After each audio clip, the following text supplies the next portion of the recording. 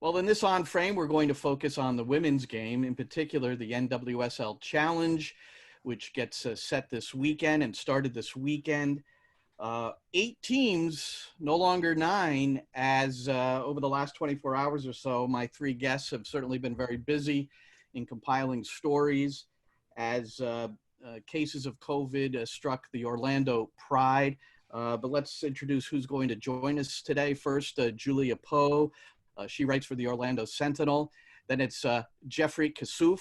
He's with the Equalizer, and Jonathan Tannenwald with the Philadelphia Inquirer. Welcome to you all. Julie, I'm going to go to you first. You're in Orlando, and we've got some, I can't classify it as shocking news, but the numbers of people that showed up with cases, 6 players and 4 staff. I don't know if that's increased since yesterday, but tell us what you know. Yeah, definitely. So like you said, a round of tests yesterday morning came back with results for 6 players, 4 staff members. It's a little bit inconclusive right now. Some of those tests might come back as negative. There could be more positive tests coming back. So right now, the players are kind of in this difficult limbo where a lot of them are sequestered away from their families. They're getting extra tests from the county just because they're nervous about it. It's been definitely a very stressful 24 hours, I think, for the entire club. So there's that possibility of the false positives, as false negatives are also possibilities. So this is where it's a bit in limbo. Yeah, definitely. I mean, I think it's just one of those situations where, I mean, that was the big concern for them, and the big reason that they had to pull out is the fact that this is a team that's supposed to be getting on a charter flight to Utah on Wednesday, and they don't even know which of those players can and should be on that flight. So I think it just, when you get that many numbers and that many results, that's kind of what led to yesterday morning. You know, they were prepared to send a roster out and then ended up having to clip that short by the end of the day. Jeffrey, and you know, whoever knows the most about this, I know I saw you wrote about the possibility, maybe you did too, Julia and Jonathan, that there was some nightclub activity which might have contributed to this. What do we know about that and its factor in maybe all these positive tests? Yeah, I mean, I did write about it. I know Julia did as well, and Meg, and you know, obviously Julia is local, so maybe has a little bit more insight. But I think, I guess I'll explain kind of the brief of it. But I also do want to say, you know, the point that you make about what we know about its factor in introducing the virus to the team environment. You know, so there was some. We should say first, I mean, Florida right now, you can legally go to these places at you know, some capacity, not full, but they are open, places like bars and pubs and nightclubs. That would be another discussion on another show. Perhaps. Right. Yes. That's a different story. But so, you know, everything there in that sense was legal, obviously, in terms of whether you should do that or want to do that in preparation for a tournament and staying in a team bubble. But, you know, I think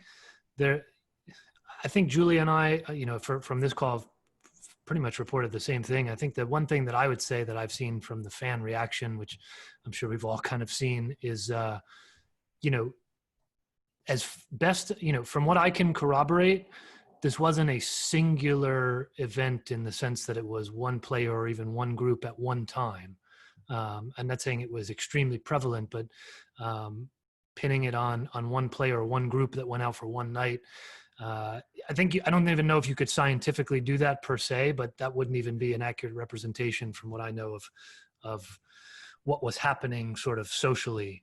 So it wasn't the whole team by any means. I think we've seen a couple players that have, you know, thus far put out some statements on their social accounts about just being heartbroken and disappointed, and that there was, you know, for a large part, there were players who were treating this seriously and safely. But, you know, from what I understand from various sources and different names that I've been told of groups and different nights, that it's not a one-time event. So the idea of pinning it down to player X or even group X brought this into the team environment, I think is very difficult, but I think you could certainly say that it could have been a factor, and obviously at the very least was not a smart way to go about training. You could exactly. You could say that it was not wise to begin with, and that's why when I read these comments, and I don't want to read what Ashlyn Harris said because I know Cindy LaRue put out a statement too on Twitter. But Jonathan, when I read Bill Hamid's tweet last week about not wanting to be jailed, I'm paraphrasing a little bit, with MLS going to Orlando, that I'm a big boy and I can handle myself. And when you think about that, maybe he can handle himself, but it's sometimes these younger players that just stray and look, anybody that's had children, I have 2 kids, and wonderful daughter and son, but kids feel they're indestructible. And if you're 19, 20, 21 years old, which many of these NWSL and MLS players are, what do you think, Jonathan? I'll defer to you and Jeff on the subject of having children because I'm not there yet. But look, I think people have a right to be angry. I think that the other Pride players, the rest of the players in the league, certainly have a right to be angry. I also, and I joked about this Monday night on Twitter when it was all unfolding. To use the common parlance, like the cool kids say, I tend to stay out of the stand culture until the noise in the bar gets so loud that sometimes I have to open the door and go see what's going on in there. And it got mighty loud on Monday night because this is part of the world we live in where they all went tracking down or trying to track down who was involved here based on deleted Instagram posts and Venmo transactions and other such things that, look, for the 4 of us in our profession where we are, don't really meet the standard of burden of proof to put in the newspaper or put on the radio or put on our respective websites. But this is the world that we're in. And in fact,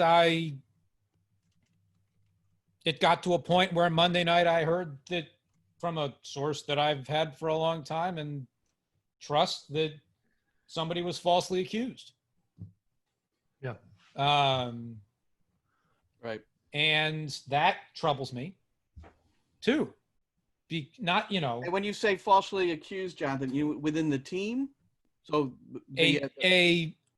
a player, and I don't have enough substance as we're recording this to put the name out there, but a player who the fans said was in the group in one of the major incidents was not in fact there.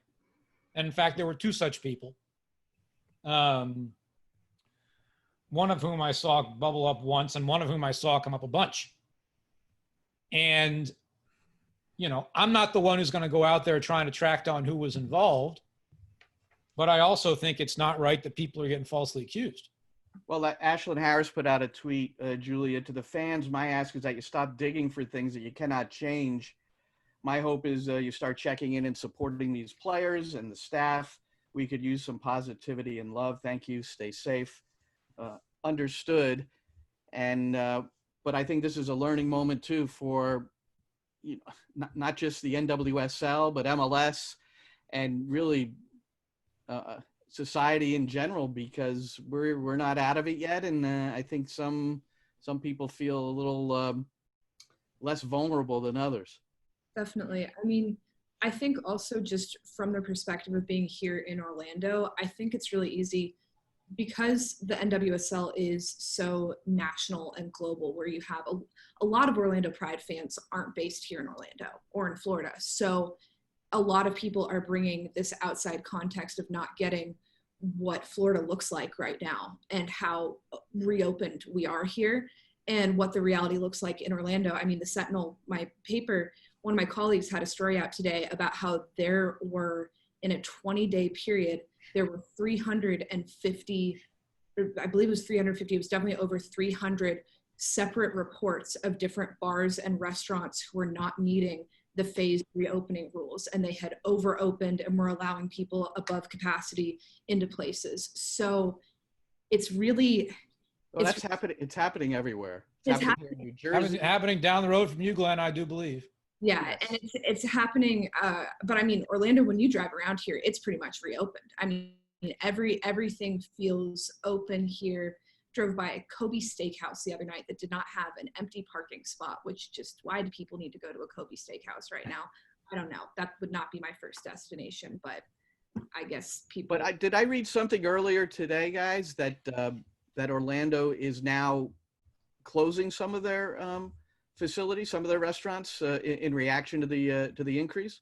Yeah, so many places are breaking the rules or just having outbreaks, even if they are following the rules, that they're having to close. And so I think this was a huge lesson, I think, for our city in general, that even if you are doing what feels like all of the right things by the current phased reopening plan, you could still end up getting it. And I think that's a huge, I'm not excusing any of the actions of anyone. Like, I'm 23. I get it. Like, I'm the same age as a lot of these players that, you know, are coming under fire. I get where people are coming from, but I'm not defending anyone's actions. But at the same time, it's different here than it is in some other cities that have not reopened to this level. So I do think there's an added feeling of, you know, invincibility to that. And it's a huge learning curve now for everyone in Orlando, realizing how real this is because of just the sheer numbers on the team. The thing that struck me Monday night in all the discourse about this, and then into Tuesday morning, is that, you know, it is common practice across the various American sports for a team to say, here's $2 million, now don't do all these other things that could jeopardize your health, your safety, your welfare, the team, etc. The NWSL is not giving out those scale of contracts, obviously, to rookies and college draft picks. But nonetheless, I saw some coaches talking about last night, and I saw some fans taking the other direction about whether, if you build up the right or the wrong kind of team culture in an NWSL locker room, whether if you are a young player, certainly if you're a rookie just starting out in your professional career, is there something to be said for a culture or lack thereof of an expectation that with 2 weeks to go before you're leaving for your professional debut, you should not be doing these things? Is that fair? I think it's fair. Yeah. Hey, what about Jeffrey? These the Orlando Pride players. The understanding when the agreement was made that the 9 teams would go and play in this tournament format is that all the players would receive their full salaries. Mm-hmm. Are these players still going to get the money? Yeah, I mean, maybe Julia can answer. I don't have any sort of firm update on that at the moment, but I wouldn't be surprised if there were some ramifications on various levels. I mean, frankly, this tournament is, even as a 30-day tournament for teams at a team level, is a bit of a saving grace for revenue. And I don't know what it means for Orlando. That, I mean, maybe they can still have signage there. I don't know if you'd want to remind people that they're not there, but you know, I don't know. You know, this could be. I'm speaking hypothetically to some degree here, I guess, when I say this. I don't mean to say it as a, you know, a quoted thing, but potentially a 6-figure type of impact if it means that Orlando's lack of presence there kills sponsorships that they had at least been able to bridge for the tournament. And obviously there's player individual ramifications. I don't know of anything firm at the moment, but maybe Julia does. Yeah, I don't know of anything firm either. I mean, it's still developing so much. I do think, and this is, again, like Jeff said, very hypothetical, but I think one of the hard things that you would run up against here is that in terms of cutting off a player or releasing a player is just the concept of releasing anyone from their health insurance in the middle of a pandemic. Obviously, that's going to be a different scenario than this if this was a typical, you know, violation of team code of conduct in another situation. So that might be an added layer to that, but I've nothing firm. I mean, we're still looking at, you know, first 48 hours of all of this.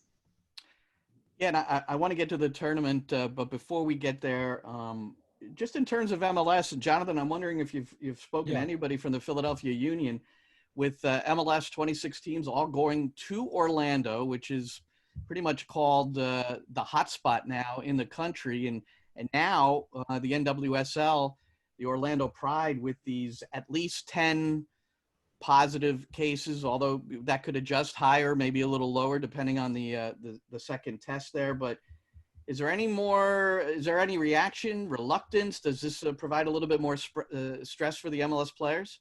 Oh, it certainly does. There have been, 6 player cases of COVID-19 around the league at this point, I believe. And there was Sam Stageko of The Athletic had the story on Monday about anxiety rising, and understandably so. Look, I think that MLS has done the best job it can of creating a bubble within the Disney environment. But that still is only going to mean so much when the hotel staff and the bus drivers and so on are going home at the end of every day. I see Jeff nodding. I gather the same is in place in Utah with the Women's League. Yeah. Go ahead.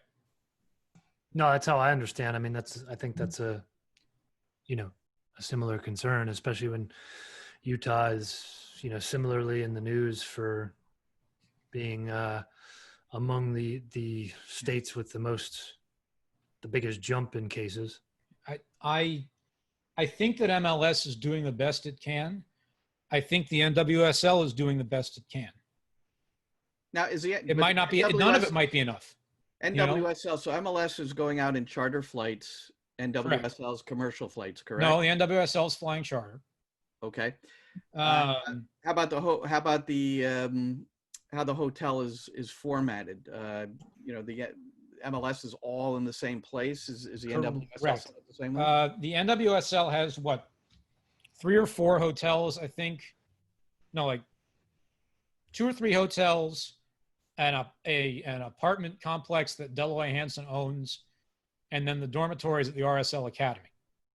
MLS has 2 very big adjacent hotels at Disney World, which I found out recently are not actually run by Disney. They're run by Marriott.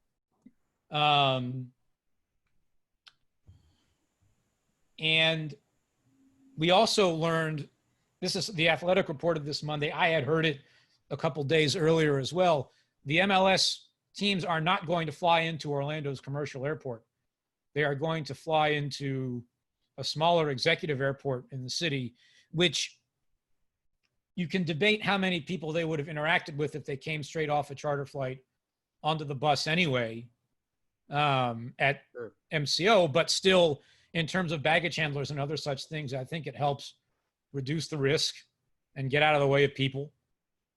And the big question that I have actually is not, are they going to be able to maintain the bubble per se within the hotel and then getting on the bus and going to the field, other than the bus driver, obviously. The big question that I have, and Julia, you might know this since you're there, is Epcot Center's reopening while the MLS players are there. And while the NBA players are in a hotel that is close by, and all of those hotels are walkable into Epcot Center. Do we know anything yet about how they're going to stop people from walking over? I'm not entirely sure. If I'm remembering, and my Disney knowledge is not the strongest. That's probably a good thing. I'm a country bear jamboree for me. Outside of that, yeah. All I know is I love the churros, and they need to change Splash Mountain. Those are my 2 Disney takes. But if I'm remembering right, it's not walkable to Epcot. It's over the ferry system. But I could be wrong on that, so don't take that as a hard and true fact. But there's 2 things there. First, I'm sure that they'll figure out some sort of guard or barricade situation for that to make sure, because Disney has had issues with that, of people trying to get from one area to another as they've slowly phased their reopen. Another thing right now is that park employees are trying to persuade the park to not reopen as previously scheduled. And that's been a developing story that I know folks at our paper have been working on the last few days, is that they're not even sure with how numbers are climbing. Disney was actually very quick in jumping on the shutdown at the start, and now employees are kind of trying to see if they can get that lengthened a little bit longer. So we're not even sure if that opening is going to happen, but if it does, I'm sure that they'll figure out. I mean, Disney security is normally pretty strong with, they've always got fans that are trying to go places they shouldn't. So I think they'll have that under control. Their security is strong, but I worry that their treatment of their employees does not get the benefit of the doubt. Yeah. We've got 3 people here who cover the women's game as well as anyone: Julia Poe, Orlando Sentinel; Jonathan Tannenwald, Philadelphia Inquirer; and Jeff Kassouf with the Equalizer. All right, Jeff, let's get to the tournament. And this whole aspect of what's happened in the last 24 hours or so is rather disappointing. I know you had a nice interview with Lisa Baird, the new commissioner. She seems like had a really positive influence on how this thing came together and just her experience. And now the tournament goes on, but with 8 teams. Now I would think that the adjustment, and I know the new schedule came out today, wasn't too treacherous to figure out, but there are TV considerations here. Yeah, I mean, TV time stayed the same, which I think is something that probably had to happen at this point, given where we are a few days out at this point. Yeah, I mean, some of the matchups held, obviously, whether they called it a random draw or not, we got Thorns Courage at the top and got that on the big CBS game. So was that random? I thought that was picked. Maybe. Oh, okay. I didn't know. I just figured they just started with that one on purpose. It was called random. All right. So that's the CBS game, and that holds, which, yeah, I mean, I think, we've got a tournament right now. I'm kind of, the way the past few weeks and certainly 2 days have played out, I'm just kind of waiting to see what we actually get on Saturday, I think, myself. Are you going, Jeff? I'm not aware of anybody not local going on a media front. I could be wrong, but who might cover it out there? Does anybody know? Is it like Is it Alex? Alex Vayar of the Salt Lake Tribune is the guy to follow. Okay. He's a terrific reporter. He's been all over all this, and I don't know. It's still sort of in conversation about for listeners, viewers out there who want to go under the hood here for a minute, how access for us in the media is going to work, how we're going to be able to talk to players and coaches. For those of us who work in newspapers, one of the major issues that I have raised is access to still photographs from games for us to put in the paper for folks to use on websites and so on, because we don't know what the photography arrangements are going to be. Mm-hmm. Now, I'm just on the surface. That doesn't seem like it should be a big deal, but that's a matter of who's taking the photos and them getting credit. I mean, well, it's a couple things. One of them is, and again, realizing that this might cause some people to go to sleep here. It might. Just give me the brief version. Well, yeah, we don't want. Nobody cares about the media. Right, but the quick version is a lot of these, photo agencies and wires, we in the media have to pay for them. So we're not necessarily in the mood to pay for ones that we don't always already subscribe to.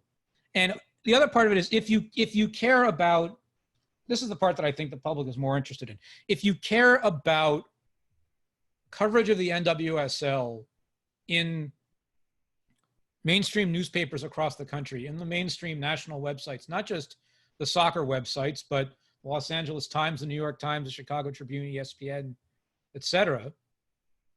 A lot of those places are not going to go outside of sort of their existing systems and arrangements to get content from this thing. Right. So if the words and the photos are not available in ways that they already have access to, they're just not going to bother. Yeah. Well, let's get back to the tournament in terms of the players. Who's missing? That's always the first thing we look at. Who's not there? and then we'll go and review who is there. Now I have Megan Rapinoe, Kristen Press, and Carly Lloyd as the heavy hitters that are not in attendance. Rapinoe and Press, I think, personal individual decisions, and then Carly told me she was prepared to go, and but she hasn't been training since late April with this fluid on the knee, so she's been out quite a while. But is that do I have that right, Jeff, as far as the big names?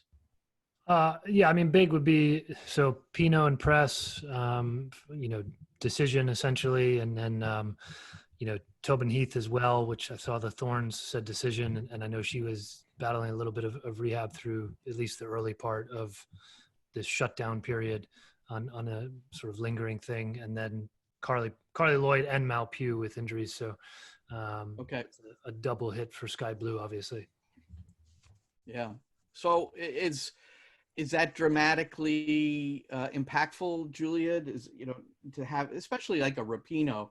I mean, if you take Rapinoe and Lloyd, you have the last two MVPs of the World Cups, and but Rapinoe in particular has really been carrying the flame of women's soccer since the World Cup final, and her decision not to go. No one's going to dispute somebody saying no. I can't imagine there's been too much negativity there.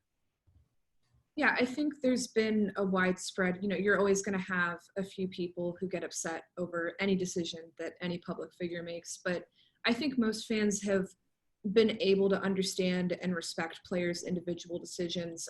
I personally would not have been surprised to see more people flip their decision after everything that happened with the Pride yesterday. And I was very, a little surprised, but also thought that was kind of heartening for the league to see that it did not flip too many other players' decisions of whether or not to go.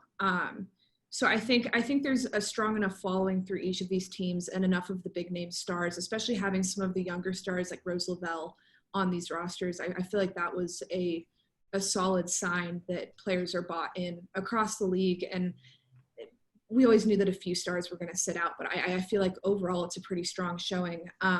And obviously, I mean, the big hit of absence is the Pride, their entire team not being there. I mean, you're losing Marta, you're losing Ashlyn and Allie, you're losing some of the biggest stars in the league over that, and that's definitely as much of a hit. I mean, obviously I'm a little biased because I cover them, but that for me is just one of the big gaping holes, because they have a very strong national and international presence as far as fans and viewers go. So who's the favorite? Is it pretty much the team that's been the dominant force over the last couple of years, North Carolina, and under the guidance of Paul Riley, who certainly is a guy that we've seen as a very effective coach, managing his team and also managing the tactics. The one thing I thought about with either this or MLS, but in particular I think NWSL, is that you probably, and I'd be interested in the coaches that you've spoken to, what they've said about this. There may be many clubs that just can't play the way they'd really like to because there's not enough time to prepare the way you want to play. So therefore, how you handle things at halftime and make adjustments. I mean, who amongst the group of coaches do you think has the wherewithal to make these kind of adjustments and prepare their team maybe to beat a North Carolina because they're coached so effectively? So I'll go, Jonathan, you go first. Yeah, it's funny. You said who has the ability to make these changes. Paul Riley only plays one way, and that's how he's going to do it. And that's part of why he's been so successful, that nobody has been able to solve that box midfield yet. I think Mark Parsons has the acumen out in Portland, but I don't think he has the firepower. And you've also got, at the moment, a number of new or still close to new managers in this league. Craig Harrington in Salt Lake, in Utah. Freya Kuhn at Sky Blue. Richie Burke is in his second year in Washington, and they're certainly a team that a lot of people are going to be watching because they're all on board with Rose Lavelle and Andy Sullivan. But the big one, the big one that everybody's watching coach-wise is Farid Benstiti, because nobody knows a thing about him. And he's not going to have Megan Rapinoe. And what is he going to be able to do with all these players whom Vlatko Ananovsky got so much out of? I think that coach-wise, that to me might be the biggest story of the lot, with the bonus spice that nobody seems to particularly like him. But we'll find out. What do you think, Jeff? Yeah, I mean, I think North Carolina is the team to beat. It's not lazy. It's just, I mean, this is a league where teams top to bottom, including Portland, are in some kind of a rebuild or a reshape, whatever term you want to use. And, where they thought they had 24 games and 7 months to do it, they've got 7 games at most and a month and barely a preseason. So to your point, I don't think anybody's going to play how they wanted to play, including North Carolina. I'll plug Equalizer Soccer to go equalizersoccer.com and go subscribe. Paul Riley was telling me they were developing a wrinkle and that wasn't going to be just the box this season that we've come to know. And they've had to kind of tweak that. They might try it, but it's not going to be what they thought it would be over a full season. And that's every team. So, I think there's plenty of teams with talent. The preliminary games were already something of a toss-up because 8 of 9 teams were going through. That was done on purpose because they wanted people to rotate the roster. Now you're literally guaranteed a 5th game and not worried about getting bounced. So I think these first 4 games, maybe there's a word from on high about putting out a good product for sponsors, but I think we'll probably see some experimentation. And then you're really talking about a 3-game tournament. And I think that the thing you have to acknowledge there, cliche or not, is a 3-game tournament. You play for 90 minutes, you bunker in. I mean, that's what the Reign did against the Courage in the semi last year and got them to extra time. So, anything can happen at that stage, I think. So there's an obvious favorite, but the format could lend itself to some funky results. No question that if everyone's going to the playoffs, that you can just work your way towards that. Because really, will the number 8 seed have any major disadvantage against the number 1 seed other than the fact that it's 8 versus 1? There's no other reason that they'd have that advantage, right? And if you're just working your way along and trying to get your ship in order. I have the schedule here, and I'm looking to try to answer that exact question. And so I will. It's Zion Bank for the quarters, Rio Tinto for the semis and finals, and then as far you like, are you looking to see if there's separation in days of days of rest and things like that? Yeah. Well, before you keep studying that, Jonathan, Julie, I'm curious. Are there any other parts of the format that are a bit intriguing? Like it goes right to penalties in the once we get to the knockout stage.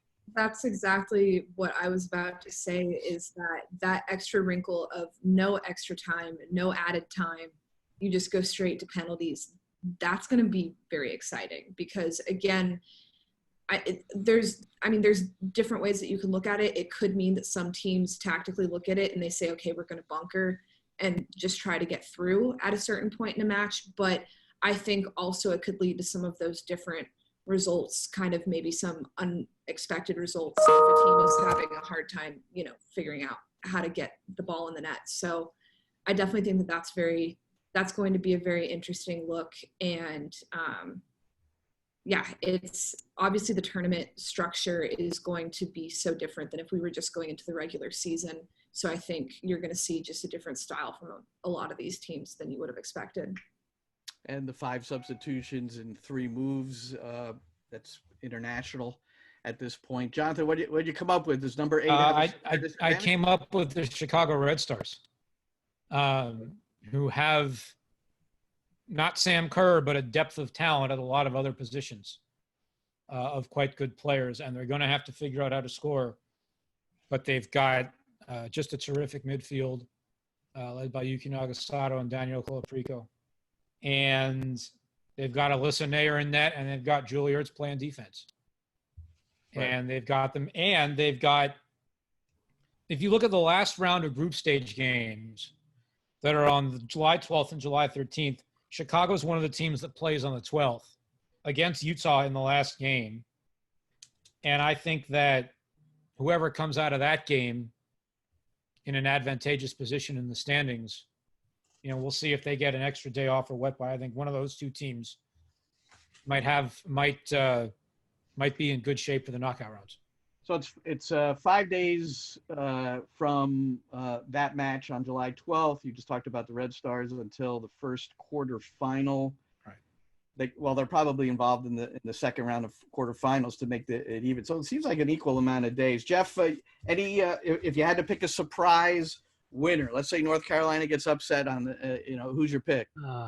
Man, I liked Sky Blue, what they did on the off season. Even this format was going to be a little bit of a twist for them in particular, trying to bring a sort of new team together. But I think the absence of, certainly you lack what you brought in Malpew for wanting to add her into the mix, but the absence of Carly Lloyd too, who I think was exceptional for them in that last month or so last season.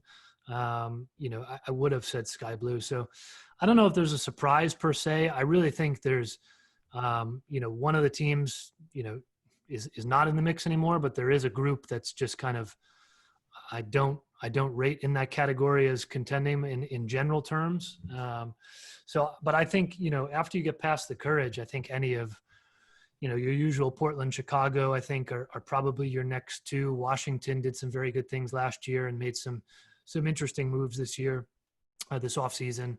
And, from there, I think a big question mark, as Jonathan alluded to a little bit, is OL Reign, with, I think, the talent level between who's coming back from injury, who they've added on loan or as a new signing, not knowing how Farid Ben-Stidi wants to play. I think that they could be a barnstorming team, or it could all kind of flop because it doesn't have time to develop. Yep, my Rutgers girl, Casey Murphy, hopefully in goal for the Reign. That's my desire. Probably that's the way it'll be, right? Julia, is that the way you would see it? I mean, yeah, I think Jeff hit on a lot of good points there. I think it's really interesting going into a tournament like this where, like he said, I mean, there is such a clear favorite with the Courage, just no one's been able to slow them down for so long. I feel like kind of anyone else who came up and had that result would be able to kind of call themselves a surprise, even though I'm sure the Courage will find a way to be the underdogs of this tournament regardless. What they do. Look. Jeff, you and I and Glenn. Jeff almost fell off his chair. I was just backing up. We've known Paul O'Reilly for a long time, and I've known him now for 10 years or so, since he was the manager of the old Philadelphia Independents, and it's what he does, and the fans love to squawk about it, but it works. It does. It works on his players, and that's all that matters. It's effective. And we will always have when they won the championship in Portland a couple of years ago, and I and a few other folks in the media finally got him to admit that he wasn't the underdog anymore, and we all had a good laugh about it. I'll tell you, there's one other team that I am intrigued by, and that is Washington. We don't know what we know what Rose Lavelle can do. We've never really seen her do it with the Spirit. And Andy Sullivan is the kind of player who has the opportunity to step up and make this stage hers, make a real impact. And, people like to talk about the absence of, the stars and whatever. I like to look at who are the players who might step up in this thing, who are going to take an opportunity that they now have and do something with it and become important and become significant. Bethany Balser did it last year out in Tacoma. And I think Andy Sullivan's got a shot to be one of those players in this. He was last year, though, I think. Sure. But maybe this opportunity is a little more concentrated because there's not the kind of roster turnover that you have in the middle of a World Cup year and so on.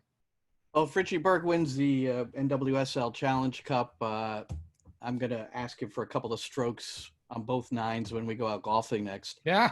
I've had a couple of rounds with Richie. Have you heard my Richie Brooks story before? When I first met him? But make it quick. I got to get to PDA practice. When I was in high school, Richie was the head coach at the National Cathedral School in Washington, D.C. And I was at the Georgetown Day School, which was another private school in the league. And I was the ball boy at our soccer games, running up and down the line. And there was a game when GDS was playing Cathedral, and I was not fast enough for Richie's liking to get to his player with the ball. And he just started screaming at me. I could see that. And I told him that story the first time I saw him at the coaches convention after he got hired. And thankfully he did not remember it. So. Well, these three, they just seem to never stop writing. And before we go, Julia, maybe just how do you see this going in the next couple of days? We're recording this interview on Tuesday. Hopefully it gets published on Tuesday evening. But the story is kind of ongoing. We know they're not going. So they're definitely not going. We know that. There's a new schedule. But what's your expectation? I mean, I think the biggest thing to understand is just how, I said it before, but how gutted all these players are. So, I mean, the next few days, few weeks are going to be a lot about them making sure that they're taking care of their mentals and also their physical health. I mean, everyone needs to get cleared. Everyone needs to make sure they're healthy. Right now, all of the players that tested positive are asymptomatic, which is a really good sign that no one's going to have lingering effects from it. But, it's going to be a tough couple of weeks. And once you get through the, logistics of just making sure that everyone's cleared and healthy, it's going to be about what do you do next? How do you get this locker room back in a healthy place? You have veteran players who are upset. You have young players who are upset. And there's a lot of frustration and a lot of sadness among these players who have realistically not spent that much time in the same physical space together. A lot of their getting to know each other has been going on over Zoom and over, text messages until they first initially started training together a few weeks ago. So it's going to be definitely a huge task, and a huge task for Coach Mark Skinner, who has really just had to run the gamut of things since he joined the NWSL. And it's going to be a lot for him and his captains to, try to figure out kind of their next steps of what happens and where the team goes. And then very much hope for the complete health of anyone that certainly contracted the virus. That's Julia Poe, Orlando Sentinel. Follow her at jpoe, that's POE 24601. Any relation to the guy who wrote The Raven? You got any? No? Not that we know of. Okay. Also, Jonathan Tannenwald, Philadelphia Inquirer. You can follow him at The Goalkeeper. And Jeff Kassouf from the Equalizer. Follow him at Jeff Kassouf. Thank you all so much. I know it's been a hectic day and a hectic few days and more things to come. But for all of you, subscribe to the Equalizer, subscribe to the Philadelphia Inquirer, and read the Orlando Sentinel. And thank you all so much.